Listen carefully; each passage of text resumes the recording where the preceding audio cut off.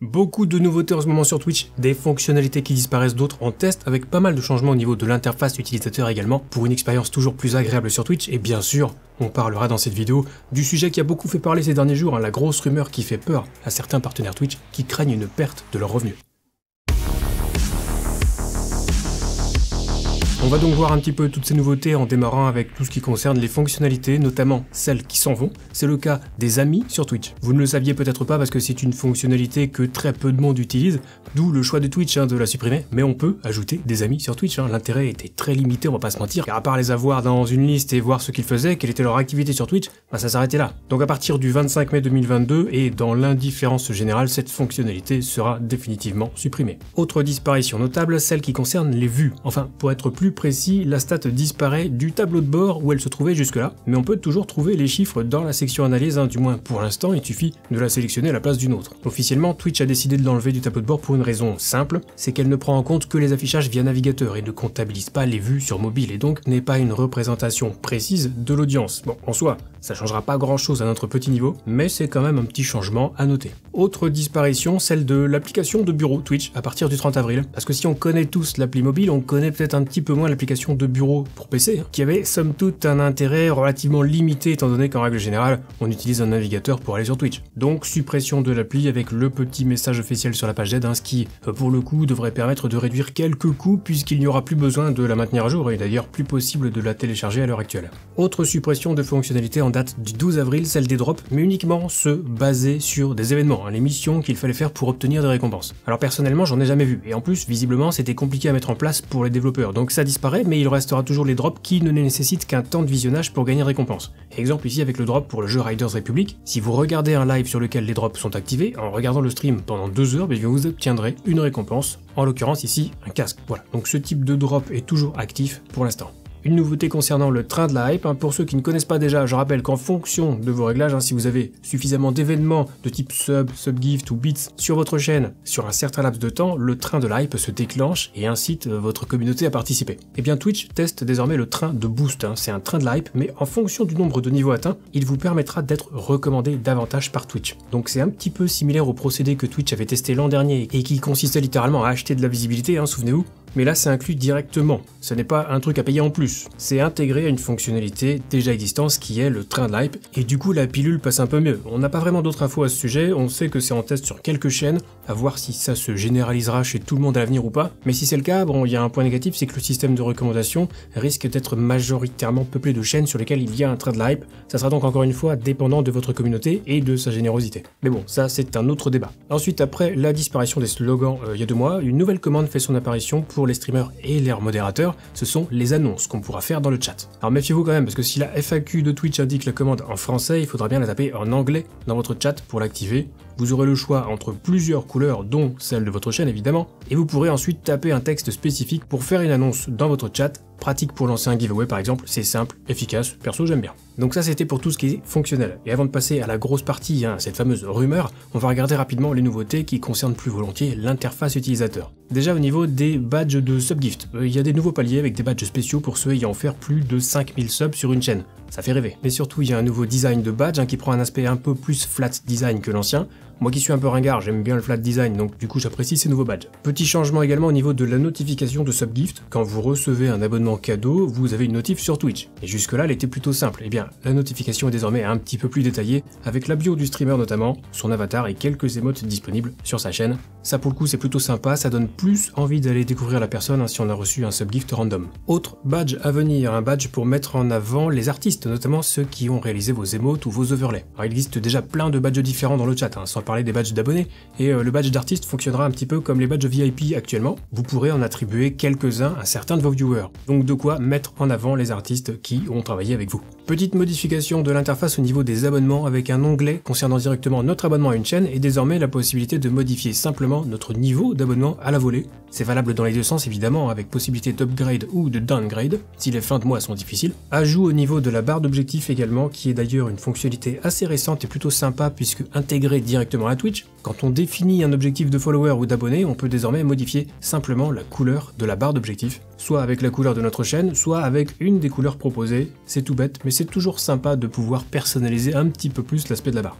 Et on termine avec une petite fonctionnalité qui permettra de soutenir un streamer directement en faisant une donation dans le chat, un peu comme le super chat de YouTube pour ceux qui connaissent. Vous choisissez le montant de la donation et ça apparaîtra directement dans le chat. C'est sympa parce que c'est simple et intuitif. Bon, par contre c'est un petit peu moins sympa dans le sens où ça risque d'entrer en compétition avec les donations plus classiques. Et là où justement les donations plus classiques ont très peu de frais, juste les frais PayPal par exemple, donc environ 3%, et bien ici les streamers toucheront 80% de la donation seulement, après avoir retiré les diverses commissions. Donc un système de donation très pratique et en apparence ça semble être une bonne chose, mais est-ce que Twitch n'aurait pas tout simplement la volonté de limiter au maximum les donations classiques pour récupérer toujours plus d'argent? Alors spoiler, oui, évidemment. Et précisons tout de même que cette fonctionnalité est encore en phase de test, donc pas dit que ce soit retenu, mais mon petit doigt me dit que ça le sera, on en reparlera. Et donc maintenant on va s'intéresser à la grosse rumeur qui fait peur à certains streamers. Tout est parti d'un article paru sur le site Bloomberg le 27 avril 2022 qui mentionne des changements qui pourraient survenir d'ici cet été. Et dans ces changements on apprend que Twitch voudrait rabaisser le partage des revenus sur les abonnements,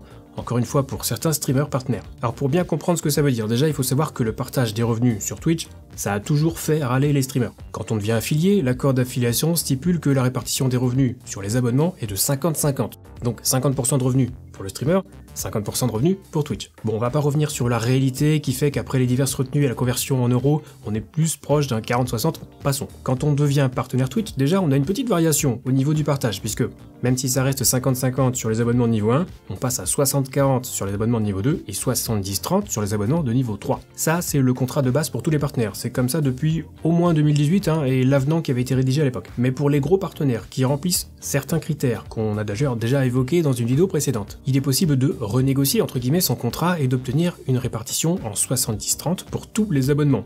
Le fameux 70-30 dont vous avez déjà probablement entendu parler. Et bien d'après cette rumeur, Twitch voudrait ramener ses contrats 70-30 au 50-50 de base. Donc j'imagine pour les abonnements de niveau 1. Et évidemment, là encore, ça fait râler. Moi qui suis partenaire depuis octobre 2018, j'ai toujours été avec le contrat de base, donc ce point précis ne me concerne pas. Et vraiment, ça ne concernera qu'une infime minorité des 51 000 partenaires Twitch recensés à ce jour. En revanche, il pourrait y avoir des contreparties, notamment la fin de l'exclusivité qui lie les partenaires à la seule plateforme Twitch pour le streaming. La clause d'exclusivité concerne aussi les affiliés, et les empêche d'ailleurs de faire du multistream sur plusieurs plateformes en simultané. Mais ça ne les empêche pas de streamer sur Twitch le matin et sur YouTube le soir. Pour les partenaires, la clause est un petit peu plus contraignante puisqu'il est impossible pour un streamer partenaire de streamer sur une autre plateforme que Twitch. C'est juste interdit. Alors il faut bien décortiquer l'accord de partenariat et bien se référer aux annexes, mais bref, ce n'est pas possible. Donc la fin de l'exclusivité pour les partenaires, à mon avis, ça sera pas une fin totale, ça permettra d'assouplir la clause existante en la ramenant au niveau de celle des affiliés. Je pense vraiment pas que Twitch autorisera le multistream sur plusieurs plateformes en simultané aux partenaires. Ça, je pense que ça changera pas. Mais cette fin d'exclusivité partielle, on va dire, pourrait permettre à un partenaire de streamer sur d'autres plateformes.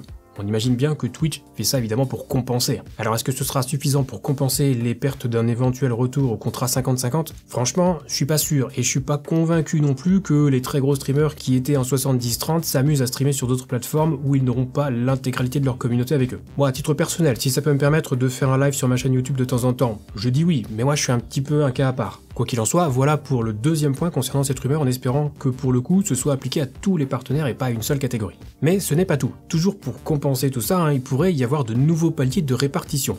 Quand j'avais demandé en 2020 si le 60-40 existait, on m'avait dit que non, c'était 50-50 ou 70-30 avec les fameux critères à remplir. Mais du coup là on pourrait avoir des paliers intermédiaires avec des critères bien précis, ce qui changerait des critères fantômes du fameux 70-30 qui changent complètement selon l'interlocuteur qu'on a en face. Donc ce n'est pas fait, mais c'est aussi une option. Et ça pour le coup, je trouve que ça serait plutôt intéressant, ça permettrait aux créateurs de se fixer des objectifs bien précis. À voir quels sont évidemment les critères, mais je trouve ça positif. Et enfin, toujours selon la rumeur, la raison pour laquelle Twitch reviendrait sur ce système, c'est pour inciter à diffuser davantage de publicité, tout simplement. Alors il a été expliqué que les très gros partenaires en 70-30 n'étaient pas assez rentables pour Twitch. Ce qu'ils consommaient en termes de bande passante avec leur audience n'était pas couvert par la part que prend Twitch sur les abonnements, les bits, etc. Du coup, dans son éternelle recherche de rentabilité, parce que Twitch n'est pas rentable du tout, rappelons-le, Twitch veut faire le forcing sur la publicité, et on le voit bien depuis quelques temps avec les diverses propositions faites et qui vont en ce sens. C'est un modèle économique un petit peu archaïque, mais qui fonctionne toujours et qui rapporte beaucoup. Enfin, surtout à Twitch, puisque là encore, les streamers se font un petit peu avoir. Alors je sais plus comment c'était dans l'accord d'affiliation, mais dans l'accord de partenariat de base,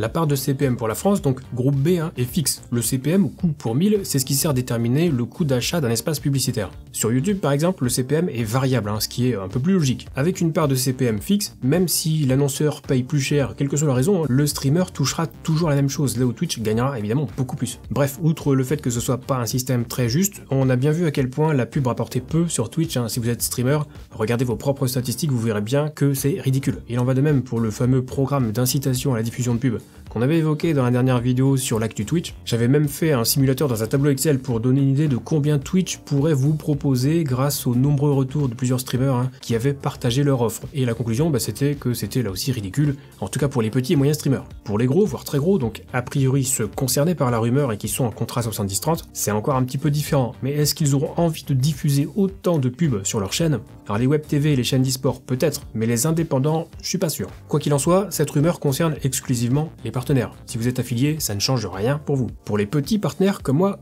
c'est pareil, ça changera probablement rien non plus, même en prenant en compte la fin de l'exclusivité. Donc au final, cette rumeur qui a fait couler beaucoup d'encre ne concerne pas grand monde, mais cette petite minorité est importante tout de même, parce qu'elle a du poids sur Twitch, parce qu'elle fait de l'audience, donc il faudrait pas trop la titiller, parce qu'à force de jouer avec le feu, on finit par se brûler. Là on se relève à peine de la douille que Twitch a mis à tout le monde, y compris les affiliés d'ailleurs, en baissant le prix des abonnements de 5€ à 4€, parce qu'en baissant le tarif de 20%, les revenus des streamers ont logiquement baissé de 20%, et même avec les éventuels subs supplémentaires et autres subgifts, ça a pas suffi à compenser. Maintenant, on a assez de recul pour le dire, tous les retours sont quasiment les mêmes, les streamers ont perdu des revenus à cause de cette baisse de tarif du sub. Donc si on ajoute à ça la rumeur, au bout d'un moment, ça va arrêter de râler et ça va aller streamer sur YouTube. Donc il faudrait pas que Twitch continue de se définir trop comme un simple service et qu'il redevienne une plateforme communautaire. Malheureusement, c'est pas trop le chemin qui est emprunté à l'heure actuelle. Là, on est clairement dans une optique de rentabilité, donc on verra bien si ça aura des conséquences à l'avenir. La baisse du prix des subs n'a pas vraiment incité les streamers à changer de plateforme. Mais comme ça s'était fait avec Mixer, si un ou plusieurs gros streamers décident de changer de plateforme,